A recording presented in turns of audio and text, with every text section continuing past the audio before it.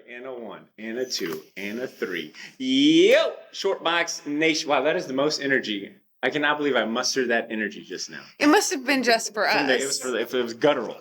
Shortbox Nation, welcome back to another episode. If you're watching the video version, you're like, why is Bader in an empty classroom today? And that's because we're recording live from Heroes Con. And I won't lie, your boy is mad tired.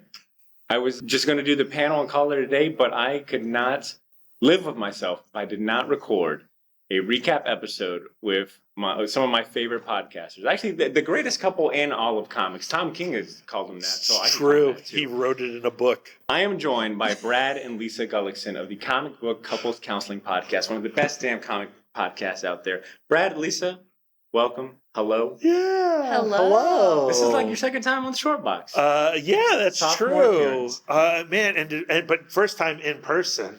You know, the physical realm, the meat space. Yeah. The meat space. The meat space. That's a Lisa joke. She wants you to know it's hers. It's not a joke. It's serious. It's a reality. This is where we are meat instead of just ideas. Yeah, that's right. That's meat right. space. Yeah. I also am That's gonna be crazy the next, tired. Same here. We are recording this episode on Saturday at Heroes Con. Like I said, if you're watching the video version, we found a nice, quiet, air-conditioned room here at the conference. They went out of the way to find us. This one. And I think that speaks to the quality of the service that you get here. Yeah. I'm not going to name names, but I've tried to find quiet places at other cons, and they do not care. So we're recording this on day 2 of Heroes Con. We have been shopping for comics. We've been kissing babies, shaking hands, meeting creators, and also getting to meet like listeners of the show. I know that you guys have had a couple of people walk up to you and express, being fans of the show. How has that been? Oh, it's thrilling. It never gets old and it never gets not awkward. You never know what to say because then you can tell, like, they come up to you like, hey, sorry to interrupt you. I just want to say I love the show. And then I'm like, well, I would like to engage you in a conversation forever. And then it's the awkwardness of like, they want to leave, but I'm still talking. Well, like, what exactly do you like about it? What's your favorite episode? What episode are you on? Yeah, do you listen in the car? Are you working out while you listen? Tell me more. Did you catch that awesome edit I did in episode 4? Did you notice the laugh was spliced from a laugh earlier? All of a sudden, they're like, well, you are in my top 5. I have somewhere to be. Is that someone calling my name? Bye. Bye, my new favorite friend. See you around. Yeah. Now, the fun thing is that this is I think I tried to tally it up, either 5th or 6th Heroes Con. So the listeners are used to me gushing about this con, saying all the nice things and the tips and tricks and all of that. But this is your first Heroes Con, right? Yes. And what brought you guys to what brought you guys to Heroes Con this year? Well, it was definitely a result of Terrence Dollard of Comic Culture asked us if we would participate in his Podcasting 101 panel. And it felt like insane to turn him down. We've never gone to Heroes Con, mostly because it's so close to San Diego Comic Con, and that's like the con of the year as far as comic book couples counseling is concerned. And it's just a month away, and like, oh, can you afford it? Do you have the energy to do it? But when Terrence asked us to do the panel, we're like, okay, we can do it. Let's do it.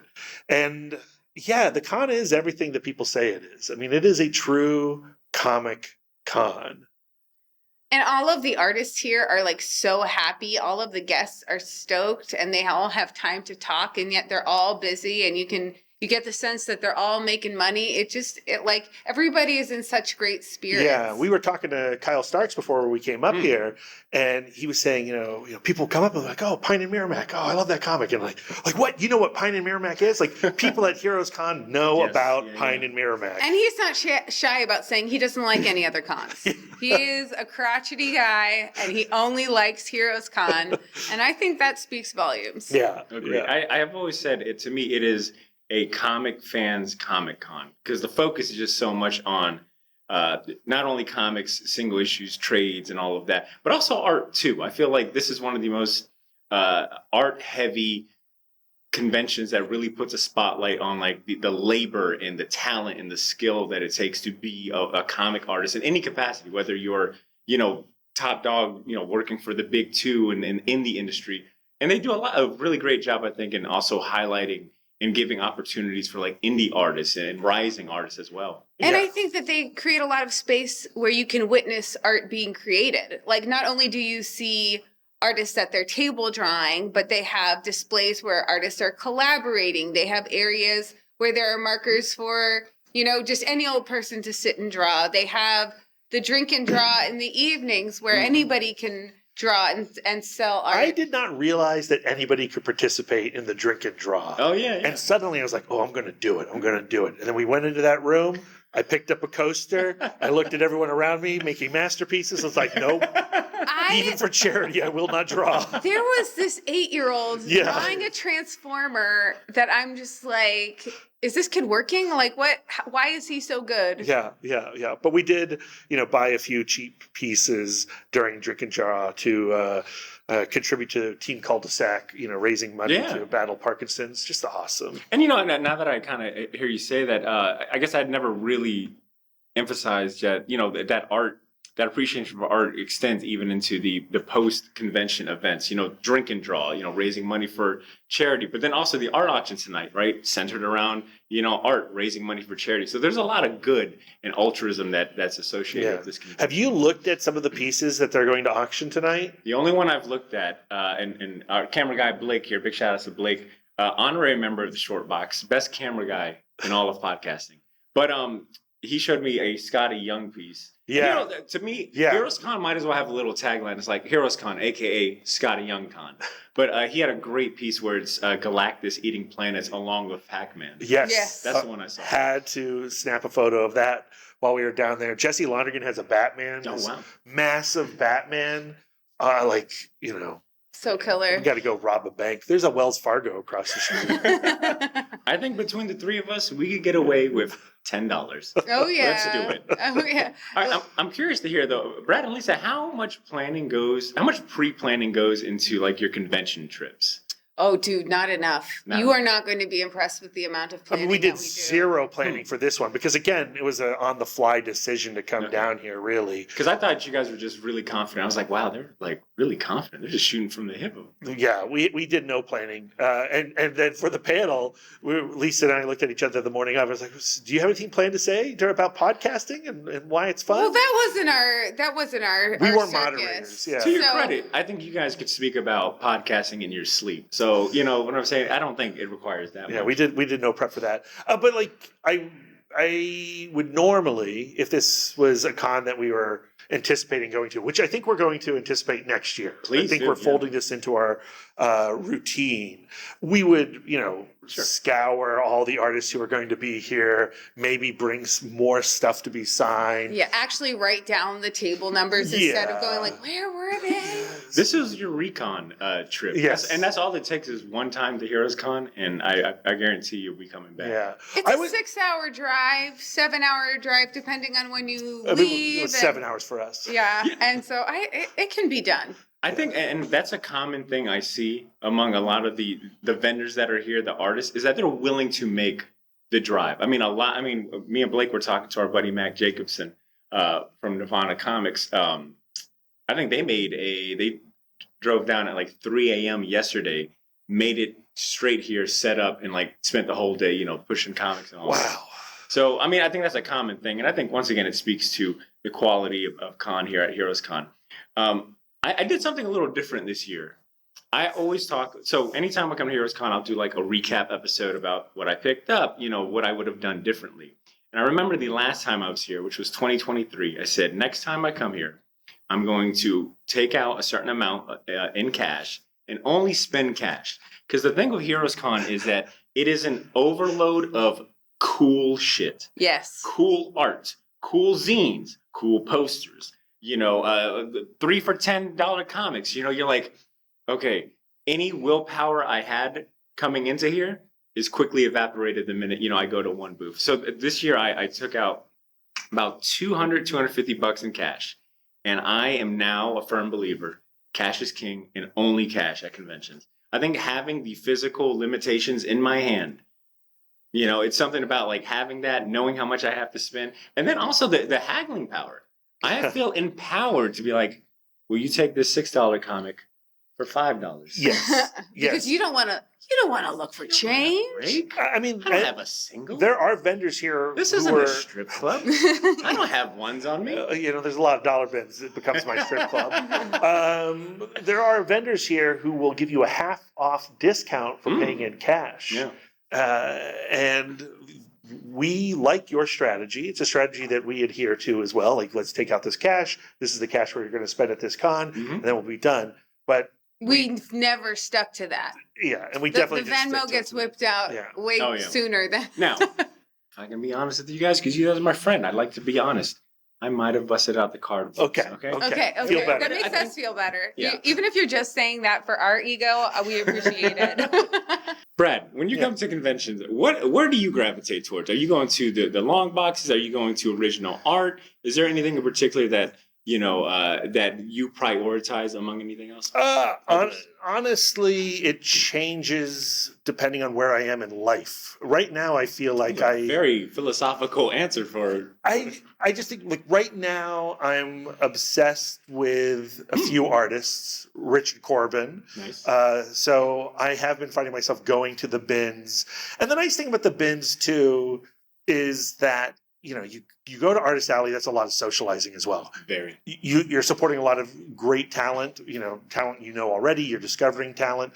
But when you wander into Artist Alley, you're going to expel a lot of energy, and depending on your type of personality, that could drain you. The great thing about a Comic-Con is, you do your socializing, you do your panel, you glad hand, you shake those babies. Please, Showbox Podcast does not endorse the shaking of babies. And then you need to come down a little bit, and that's where I find peace in the bins. Hunting for Richard Corbin right now, doing a little Stephen Bissett hunting as well this season. Lisa's been buying more comics than I have, though. Oh, really? I've been going crazy. Well, because I love romance comics, and when I find something where the cover is just offensive enough, it's just misogynistic enough, I'm like, well, I need that. Yeah. What was that comic? What happens when you find out that you're his third pick? Yeah, I had to get that one. So this girl is sitting on this bench with this guy, and there's the two other girls are like, we turned him down. I'm like, I need that. And then there was the cop one where the girl. She doesn't know if she can love him because she's so afraid he's just going to die too early. She doesn't want to get attached. She's like, how long do cops live these days? That's the word. The tagline. The tagline. So good. So good. And then I also love promotional comics, the kind of comics that children would get for free, like at the dentist, things where, during the 70s, there was a ton of gas crisis comics. You're buying a lot of Bob's Big Boy comics. Wow. For the uninitiated, what is Bob? Me. I'm saying me. What is Bob's Big Boys? Oh, there's a restaurant, or there was a restaurant. You're not from California. Called Bob's Big Boy. Oh. It was kind of like a Denny's, where it was you could feed the whole family, diner vibes, but they had a mascot who was Bob's Big Boy, and he was just this little round, slick-haired child, and they would always have a life-size statue that you could pose with, and then you would get free Bob's Big Boy comics with a set of crayons. Wow. I'll have a Robin moment. So Howard, do you remember in... We should have mic'd up. I apologize. We should have mic'd up. Do you remember in Austin Powers when it's launched into space and that's oh, okay. That's cool. I tend to look for, especially at Heroes Con, I'm a really big magazine guy. So the old Marvel magazines. Yeah. I love finding old comic zines from the 70s and 80s and seeing what the community of fandom was like back then. What the interviews and comic journals and things like that. Mm-hmm. So I find Heroes Con is great for digging for the obscure. And I don't know why this came to mind. I don't know if I've ever told this story. But Lisa, hearing you say that you're really into promotional comics made me remember that in 7th grade, we had a writing assignment where it was hey, you can write about a book report. And I ended up choosing this absolute, I think I wanted, in spite of the teacher, who I was not a big fan of, I was I want to write a book report on this Spider-Man promo comic that was about like anti-smoking. Yes. Oh yeah, we know it. Yes. But it's not the one you're thinking of. Oh. I know the one you're thinking Oh. of, where he fights like a smoke monster. Yeah. This one was had it been like 2004, which would lined up for like middle school. It was Spider-Man fighting Mysterio, who was like somehow using cigarette smoke. Sure. I mean, it was a throwaway comic, but I managed to write what I think might still be the best book report I've ever written in my life. And I remember I got an A, and we were in line getting our papers back. And I got mine. I'm like, whoa, I got an A. And there was this kid behind me who, quite frankly, was like kind of a bully. He kind of bullied me at times. And he looked over my shoulder, saw my paper, and I'll never forget. He goes, man, how did you get an A+ writing about Spider-Man? And I wrote about my dad. And I remember saying, the best diss of my life to this day. I remember thinking, well, maybe your dad is an A+ material. Boom! Take that, Mike Lazowski. His name's not Mike Lazowski, but anyways, completely That random. is a great story. And Spider-Man. I think he might have put my head in a locker or the toilet. Oh, I'm so shortly sorry. after that. He deserves to get name dropped. You know, like if you bullied as a kid, that is something where it's just like, you're just going to be a shitty adult. That's where shitty adults come from. They come from shitty kids. Time to dox. There you go. Listen, But I wish I had that Spider-Man book. participated a lot in those like Yeah, anti-child abuse. I'm still looking for. Apparently, there's like a Spider-Man, Power Man, anti-drug comic that I Nice. cannot find. So I've been scrounging for that. I have been in this Heroes Con because I ended up doing the Fantastic Four panel. I've been in a big Fantastic. Exceptionally, by the way. Which you killed. Thank you. Great Much panel. appreciated. I hope I can save the audio so everyone can hear that. But anyway, I've been in a Fantastic Four mood this Heroes Con. So I've been doing a lot of digging for Fantastic Four comics. There is a couple of issues where like, you know, Spider-Man, Wolverine, Ghost Rider, and Hulk were the new Fantastic Four. Yeah, the Art Adams issues. Yeah. Oh, So those are great. I ended up finding a couple of those. I've learned that they appeared much later. Actually, visual story time. Yay. Well, let me see what I've got. Oh, you did get the Dragata Ashcan sign. Well, I've got to give it up to my man Trey Namo of Palm City Beach Comics, who helped me get that signed. You got some Amalgam comics in there? Yeah. I'm spying. I'm also huge into Amalgam. I don't know where they are at the moment. So No, you bought the two best Amalgam comics, Dark Claw Adventures and the Dave Gibbons Man of War. Yeah. yes, indeed. Yeah. So I'm a sucker for Amalgam. I love intercompany comic books and those old comic books as well. But I've been on a Fantastic Four kick, and this is a genre of comics, you know, a title of comics that I was never really into. Same. Fantastic Four was always my dad's comics, you know, quote unquote. They were very science heavy, very wordy, not enough action. I remember I used to bring my dad's comics to school without him knowing. And I had another buddy that was also into comics. He was the only other kid in middle school into comic books. And I'd bring him these comics, and he'd be like, these are way too old, man. Like, there's not enough action, you know, like, and he's bringing Spawn, Savage Dragon, and, you know, a manga. And I'm like, wow, I need to stop being old. So that's my relationship with Fantastic Four comics. But doing the panel, I have like a whole new sense of appreciation for those comics. I guess I'd like to know, is there anything that you ended up maybe not enjoying in your younger years that you now enjoy? Well, I think actually Fantastic Four, you know, Tom Scholey spoke about this on your panel about, you know, when he first was introduced to those characters, they were kind of like the family unit. They were kind of stuffy. Yeah. That's how I saw them. They were like you said, your dad's comics, like that. That's tracks. It really wasn't until my 30s, and thanks to people like Tom Scholey, kind of reframing the Fantastic Four as weirdos in grand design, that I started to appreciate. Also, Jack Kirby, you know, I'm a massive Jack Kirby fan, although I was always more into like 70s Jack Kirby, you know, Fourth World, The Demon, Devil Dinosaur, that kind of stuff. And that brought me back to reading like the classic Fantastic Four stuff. And then Lisa and I covered for the Fantastic Four in the early days of Comic Book Couples Counseling.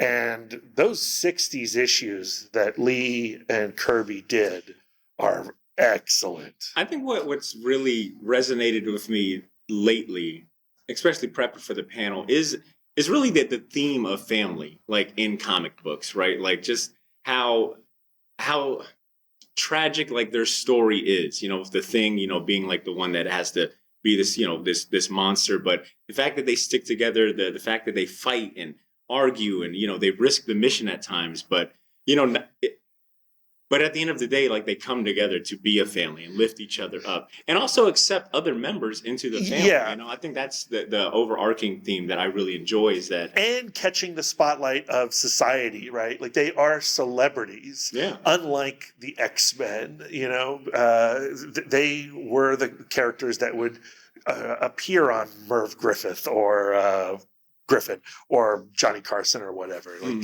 they didn't have secret identities. The public's attraction to their weirdness, I find compelling, and I'd like that to be drilled down on a little bit more in the comics these days. And the fact that they use that they platformed their oddness as opposed to trying to hide it, even though, of course, Ben Grimm had a ton of shame about it. And Reed Richards does some really heinous stuff periodically. Yeah. Like my favorite stuff from the 60s is how Sue always had this thing for Namor and how it was like it created this tremendous amount of tension and her and Reed's relationship, and the idea of her going like, well, I chose you. I might have this tremendous attraction for this other man, but I chose you. And Reed, of course, still could not handle that. Yeah, totally relatable, by the way. And I love how that relationship is explored by Scholey in Grand Design. Yes, oh, of course. And, Franklin Richards. Have you read Grand Design? So I ended up reading it as part of preparing for this for the panel, which I admitting fully, when it dropped, I was like, well, I don't really care for Fantastic Four, so I won't, I just kind of skipped over it. So I ended up, giving it a shot finally, and I am blown away at just the scope that he had to take on, right? Like he is trying to condense, and I think, I'm sorry, I'm all over the place, but it just made me appreciate more, like, the FF is more than just like a title or team for the Marvel Universe. Like they are the core. Oh, they're the Marvel ethos. Universe. Like the amount of characters that they've introduced, like the supporting cast, the how they are entwined with like other, characters and teams. Like they really are at the core of it all. And, reading his comic or FF Grand Design, and at first I was like, okay, so this is going to be like a beat for beat. And it's like, oh, he's trying to chronologically lay out the entire Fantastic Four timeline. So it kind of threw me off that the first couple pages are not really about the Fantastic Four. It's about like, Galactus being born and, Kang going back in time and playing Rama Tut and all of that. It's like, and all the pirates, you see all, Reed and Ben as pirates. So it's like, when it's laid out like that, you're like, oh wow, this is mind-blowing. Like this is mind-boggling, amazing sci-fi comic books. Yeah, and Scholey putting like 50 panels on a page. Incredible, right? So the labor of love that went into this and just the skill, it's mind-blowing. So Tom Scholey, right? Genius. Lisa, I wanted to hear for you, is there anything that from your maybe like younger years or childhood that you now have a new appreciation for?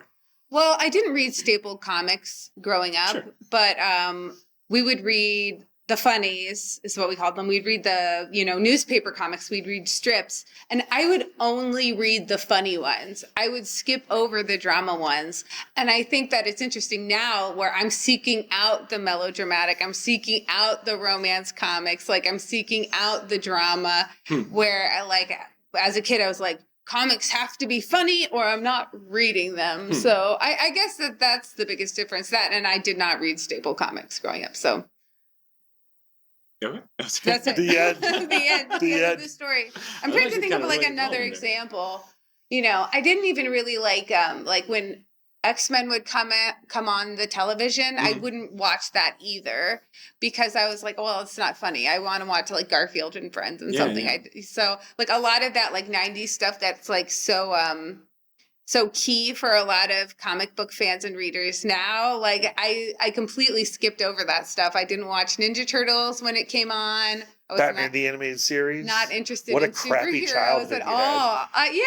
Yeah. It just wasn't part of my household. Yeah. I was like, I'd rather laugh. I have a similar thing with like a lot of like popular music, especially when it comes to like popular rock and roll and like metal that is considered like classic. It wasn't until I got for my wife, and she's really into that. That was her upbringing. And then I look at the music that I grew up on, and it's like it's always interesting to be like, how do you not know Bruce Springsteen and this? And I'm like, I did not grow up with it. So very interesting. I wanted to get back to Heroes Con and ask, since we do kind of have a little bit of our halls laid out, full hall back at the hotel. I'll talk about that later. But what's been the most interesting pickup or thing that you end up buying here today?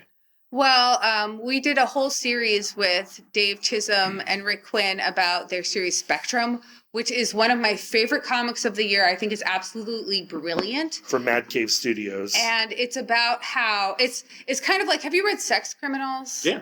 Okay, so it's kind of like Sex Criminals, but instead of having sex, they're like making art. And through the making of art and the interacting of art, it opens like up this like parallel universe where you can travel through time and space. And the idea is when two people experience the same piece of art, it creates kind of like this tether through which you can travel through time. And I freaking loved this book. You seen Sinners? Yeah. This, like spoilers for Sinners, but there's that moment where Preacher Boy sings "I Lied to You," and then like all of time and space is connected. Love that. That happens in Spectrum. Just parallel. It happened first in Spectrum. The same concepts are being explored in Spectrum, but sequentially. Wow. And it's fantastic. And it has tons of like pop culture Easter eggs and all kinds of stuff, which I really enjoy. Because it takes place in an alternate musical history, so there's characters are like, oh, is that Elvis? I think that's Elvis. Oh, is that Woody Guthrie? Oh, that's Woody Guthrie. Yeah, it's so fun. And so we actually got to do a kind of book club with them where every single month as the single issues were coming out, we would get to talk with the actual creators of the book, which I think was such like a unique and privileged position to be in with a monthly comic.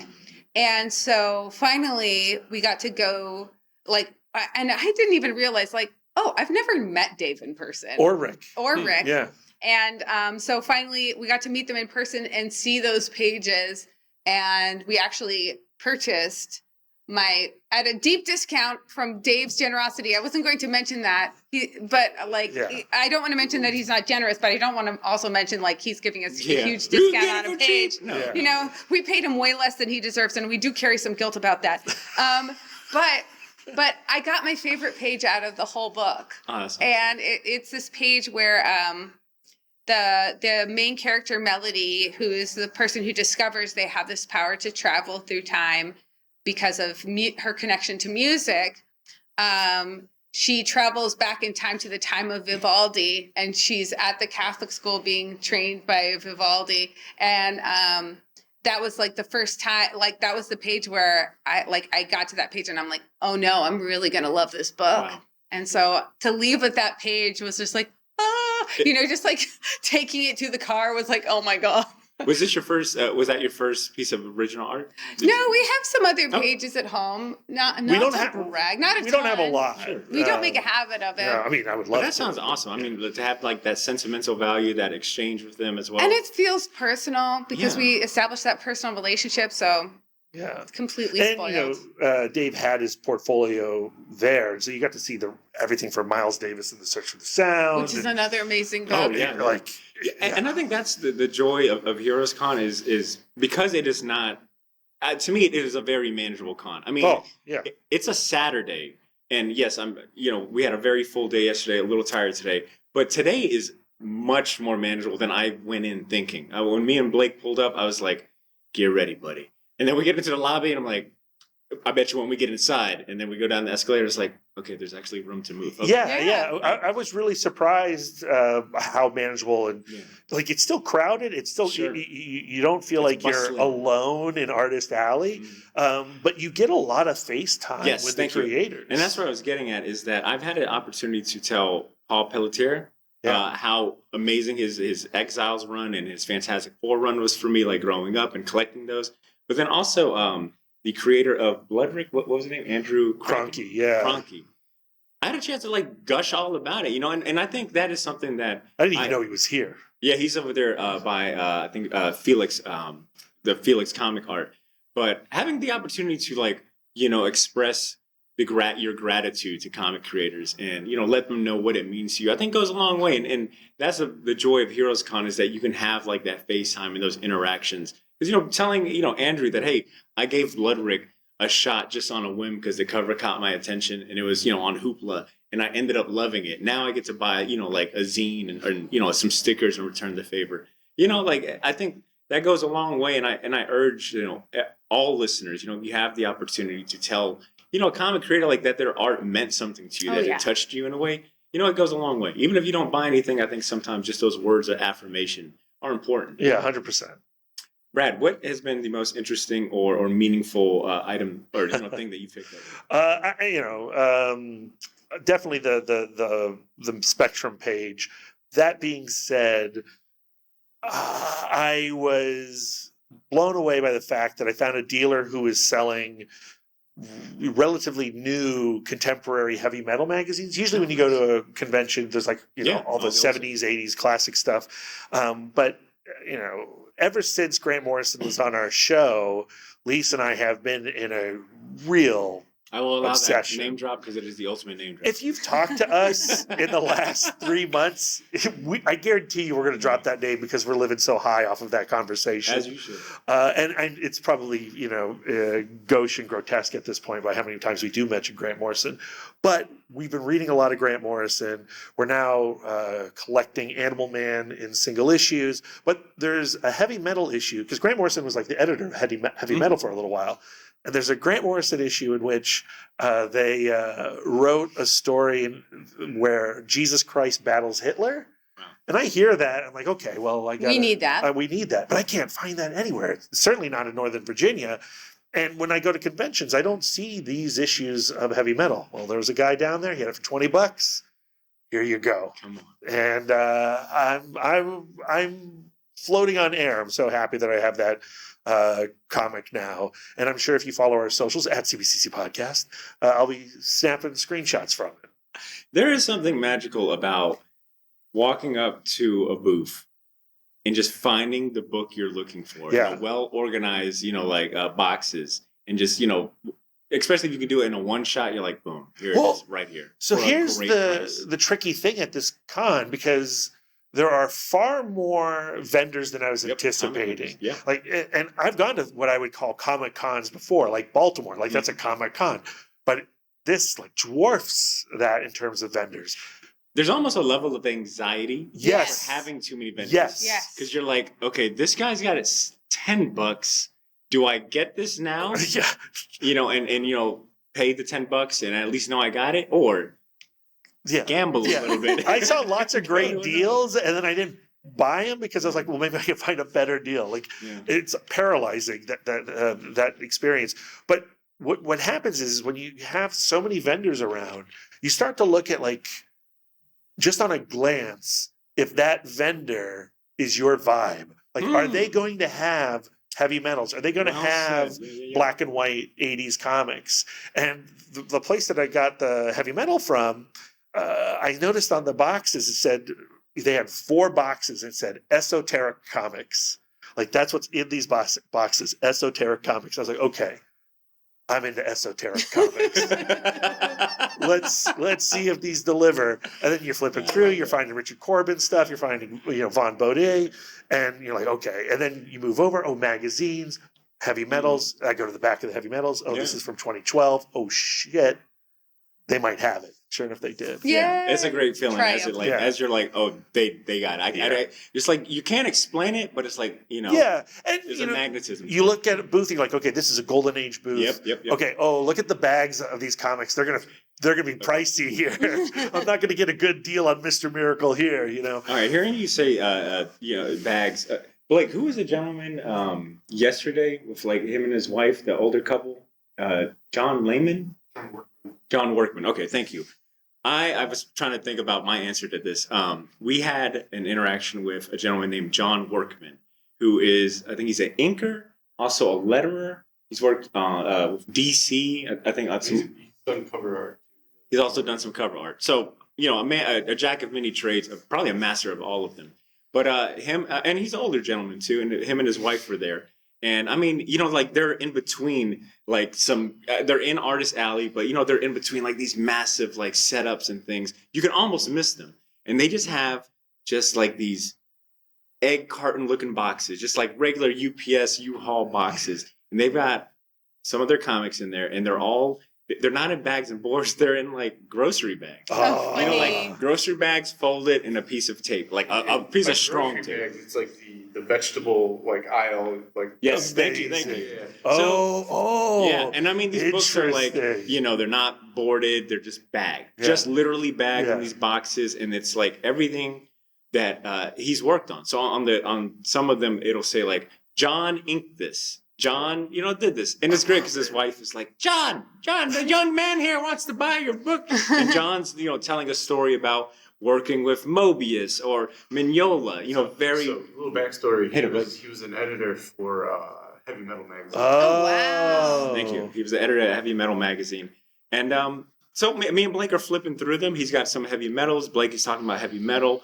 And I'm going through his other books. He's got a bunch of comic journal magazines. And it's like, John had a small article here. John's photo is in this one. And I just thought it was so, cute, adorable. It's cute. It's endearing, and they're priced really well. I could tell, like, they're clearly trying to, clear some stuff out.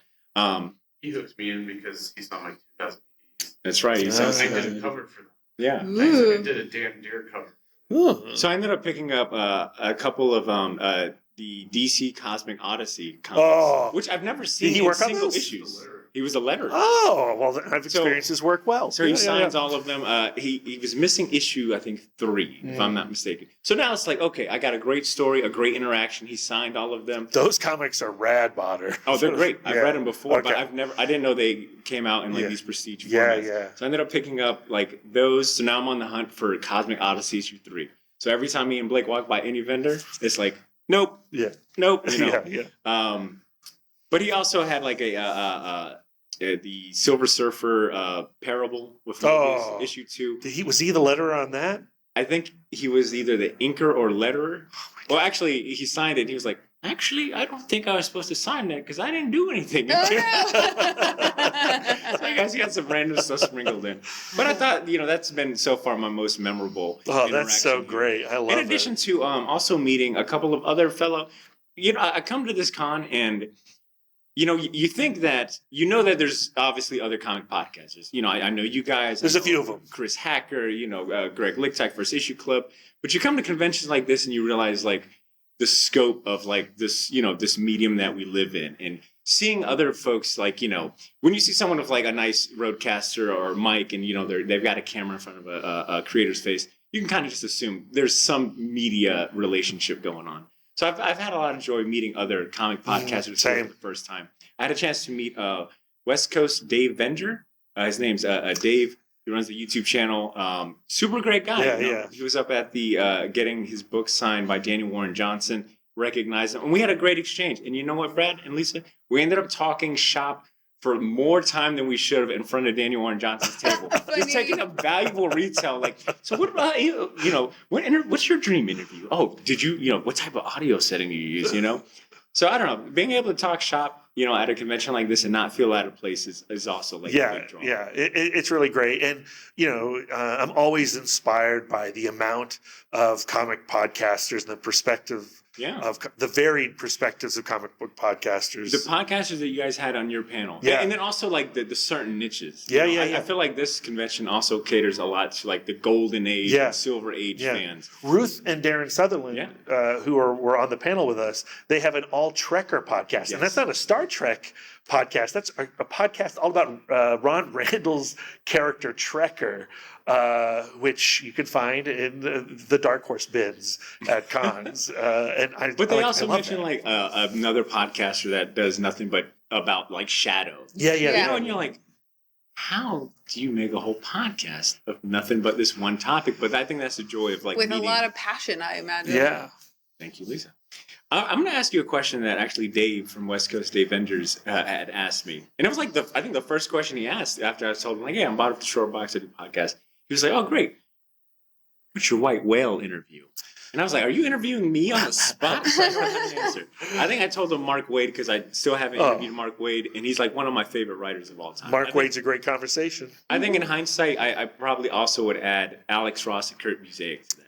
I would love to talk to Kurt Busiek. We've been lucky enough to have Alex on the show a couple times. Also a great conversation. So I asked you two, considering that you guys just knocked out a Grant Morrison interview, which for a lot of folks, self-included, would be a white whale, you know. It was our white whale, and we didn't think it was going to happen. Where do you go after this? You've done Grant Morrison. All right, Alan Moore, step up. Let's go. That's a good answer. I don't think that's ever going to happen. I don't think Alan Moore would come anywhere near a podcast that had the word comic book in it. That's when you change your RSS feed for just one day. You're darn right, 100%. The Simonsons. The Simonsons would be amazing. Jim Lee would be amazing. There are so many, like Ed Brubaker, Mike Mignola. I would love to talk to Mike Mignola, Raina Talamager, Scott McCloud. Those are great names. There's so many. Lisa, I got a question for you. Tom King has called you guys the best couples in All right, best couple in comics. We have to. Yes, that is true. The truth of that quote is, Lisa handed him a copy of The Human Target when the first time we ever met him. And I think we had done an interview with him already. Yeah. And so he signed that to the best couple in comics. And I said, that's press notes now. That's going right onto our website. And he was like, oh. So it may have been tongue in cheek when he said it, but I think that he did sign his name. Look, he signed his name to it. You ran with it and you made it a reality. Sometimes that's all it takes. That was our first press quote. We took it from a Human Target signed comic. But Lisa, you mentioned Walter and Louise Simonson, who I think, if there was a Mount Rushmore of like all-time great, couples in comics, I think they definitely are on there. Who else would you say, whether they're some of your favorites or you consider them like some of the all-time greats, who are some of your favorite couples in comics? Mike and Laura Allred, obviously. Solid. Matt Fraction, Kelly Sue DeConnick. Right. Nice. And we haven't had Matt on. We have not had Matt on. I'd love to have them both on. We just spoke with Taki Soma and Michael Avon Oming about her book Alienated. That's going to be coming up in our feed soon. Do you think them married couples that happen to also be creators, like do you feel like that comes out in their work? Yeah, I think so. If you look at John and the Impossible Monsters from Chris Samnee and Laura Samnee, that is a expression of their family experience told through this fantastical, kaiju world. And you read that book and you compare that to other like Chris Samnee stories, which are brilliant, but it's different. Like you can feel the family in John and the Impossible Monsters, I think. And you'll hear in the conversation with Michael and Taki, like how much they live the comics. Like it's not just like, okay, we're going to 9 to 5, we're going to talk about comics. And then how much they love each other's work. Yeah. Wow. Yeah. They really admire each other and they bounce ideas off of each other and they hold their ground when they need to and all of that stuff. They're a real inspiration. Yeah, nice. We had a chance to kind of pivoting to something, a different topic. We had a chance to meet up on Thursday, right? Mm-hmm. Thursday, grabbed a couple of drinks, talked shop, and just caught up. And there was something that you guys said that day that has been on my mind. And, talking about, what makes Heroes Con such a great convention. Community, I think we've spoken about community and just like being among your people. You guys mentioned something to me that an initiative that you guys are currently doing, where you guys are not only hosting movie club meetups, but also a comic book reading clubs too, right? Comic book clubs. Thank you. Yeah. Comic book clubs. How has that been? Like building, we've had one meeting. Okay. It was super great. What was the inspiration for it? What made you guys finally decide to do it? Well, it's something we had been talking about for a little bit, going like, oh, should we partner with a library or should we partner with a comic book store? And then like 10 minutes away from our home, a comic book themed coffee shop opened up called Meanwhile Coffee. Meanwhile, ... Yeah. I never include the ellipses when I'm talking about it. And Lisa always includes the ellipses. Meanwhile, coffee. And it was like one of those things, like we went, we checked it out. The coffee was so good. They have art on the wall. They have comics on the table. And I just like tossed it out there as an idea to just the barista. And they were like, I think that's a great idea. Yeah. And we left some stickers like, okay, well, our contact information is on here. And it came together like that. Yeah, like we mentioned it to the barista, and then a week later we had a date scheduled for the first meeting, and the second meeting is going to be on July 6th. Yes. What books are y'all covering? So the first book club we chose, speaking of Tom King and Bilquis Evely's Helen of Windhorn, and It was a great conversation. 17 people showed up. and Wow. everyone That's loved impressive. it. Yeah. We've done book clubs in the past. No one all agrees on a book. There's always people going like, Every single person said they liked it or loved it. And so that was a real pleasure.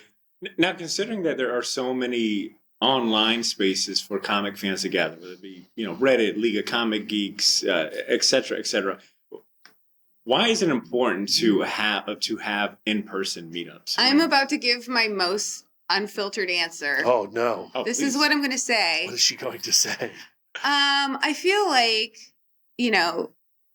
it almost feels like community spaces are just reserved for sacred spaces, where it's just like people have church communities, but I feel like we need to have a place where we gather and talk about the meaning of life that is not church. You know what I mean? And so to me, coming together with a bunch of strangers to talk about stories and by extension talk about ourselves, I think is a the kind of community building that strengthens relationships. It opens networks.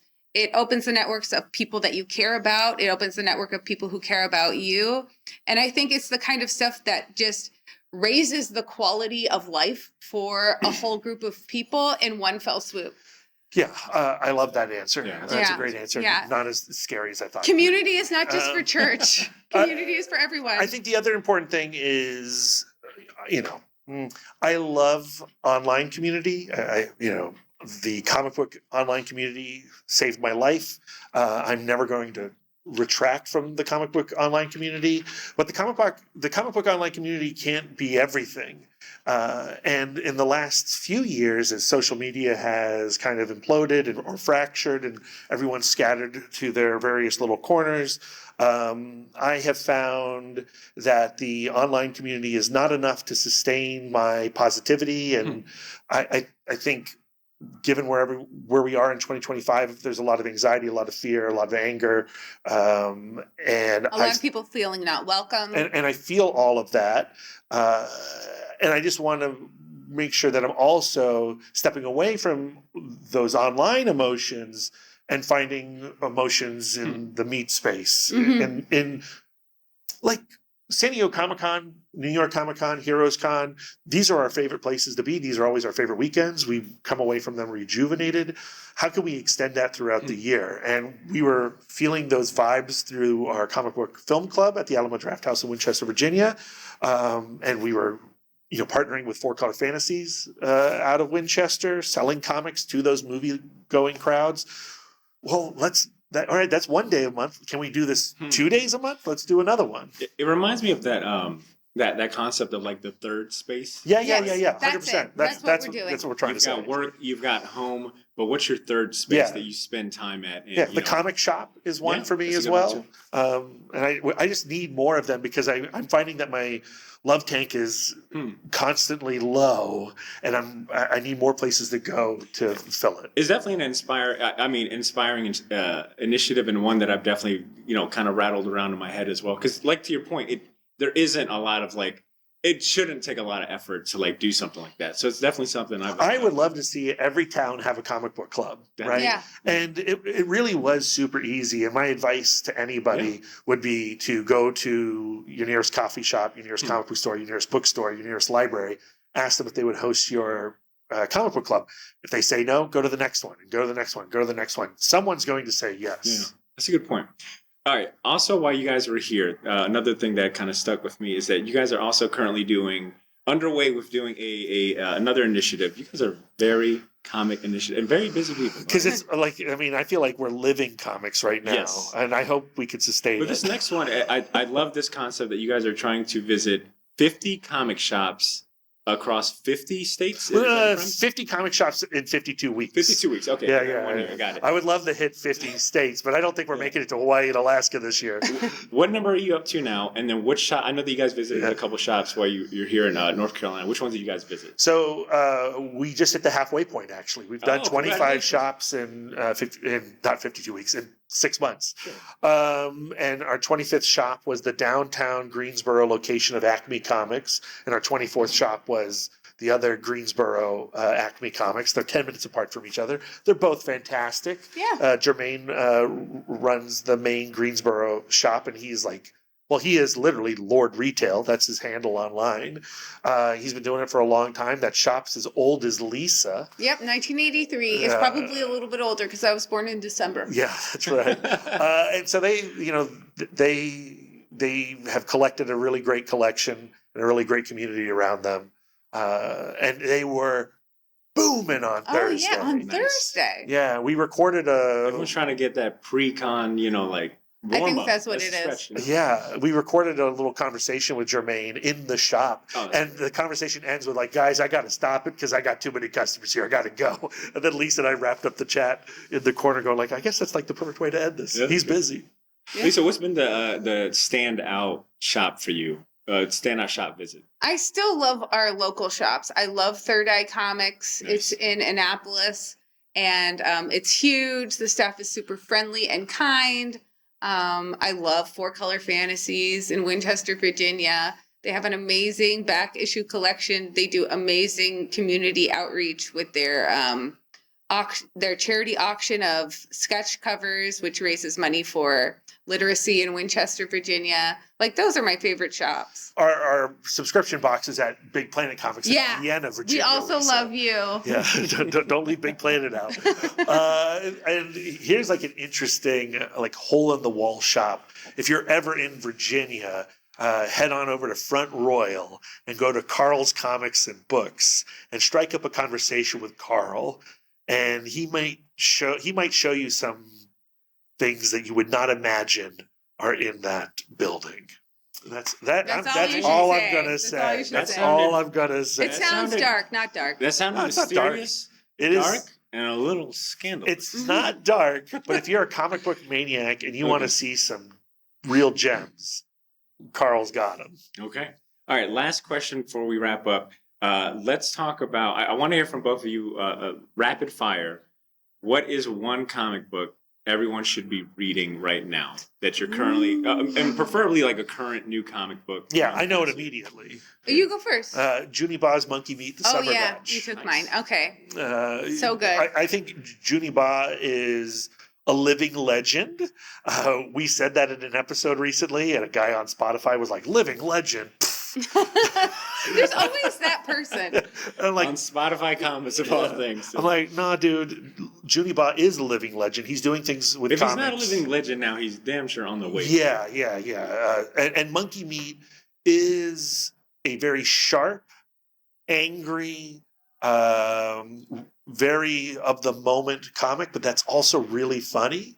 And just like the sequentialing is next level, and the illustration is amazing. Any Junie Ba book is great. He just did an issue of Batman and Robin written by Philip Kennedy Johnson, which was fantastic. And then the Goats Flying Press book that he did of the Earl King is one of the best original graphic novels of the year as well.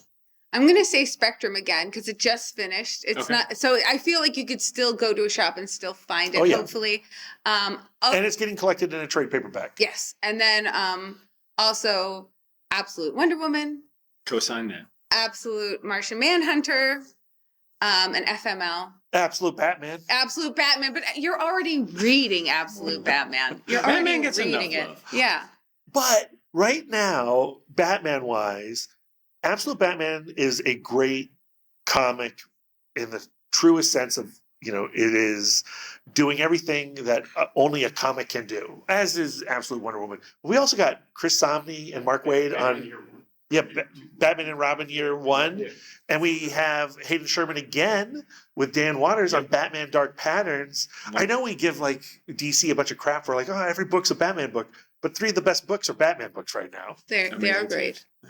Definitely co-sign on the Absolute Wonder Woman. I will share the rest of about to do a panel here in the next hour, and that's one of my topics is like pull list essentials, and Absolute Wonder Woman is top of the pile for me. I think what Kelly Thompson and Hayden Sherman are doing together is like both mythological, and then you got the mythological aspects like the lore of Wonder Woman, the story is so grand, and then the artwork is Stunning. mind-boggling. I mean, it's like I didn't know comic books could function. I got a book that's coming out. The first issue's dropping this week. Chris Condon and Jeffrey Allen Love is here. We haven't seen him yet. Yeah. News from the Fallout. Oh yeah, I've walked by his table. The first issue of that, it reads quick. That is a unique looking book. I might actually go back around his table. But I think with that being said, let's wrap this conversation up. I will have links to the Comic Book Couple Counseling podcast in the show notes. I'll also have links to their Blue Sky and Instagram, so you guys can give them a follow. But Brad and Lisa, you guys have been great. Yeah. It warms my heart that I got to hang out with you guys at Heroes Con, one of my favorite conventions in the world, with 2 of my favorite people, 3 including Blake, of course, cameraman Blake. Love you, Blake. But do you guys have any closing remarks? Anything that you guys want to share or say to the listeners? We've already planned to come back next year. Boom. We love it. And the food here has been amazing. Oh my gosh. Such good eating. Yeah, we went to Mertz. Heart and Soul, just a few blocks down the street. Incredible. Ruby Sunshine, get the trifecta. Best Eggs Benedict of my life. Yep. And then, what's that place? Snooze AM Yes, Cafe. Bakery. No, Snooze AM Cafe. Yeah. Yeah, I got a cinnamon bun pancake that was so flipping good. I love that. Instead of a shameless plug, food recommendation. I love that. Because I was going to say, me and Blake, our tagline has been Heroes Con, sponsored by Midnight Diner for us. Oh, Midnight Diner is open 24/7. I am a diner. I mean, I am glued to a diner. You still so need next to go time, there. go to Midnight Diner. But Brad, Lisa, this has been fantastic. We still have half a day at this convention to go through. It'll be a great time. You guys have been awesome. Thank you. Thank you, Thank Bob. you.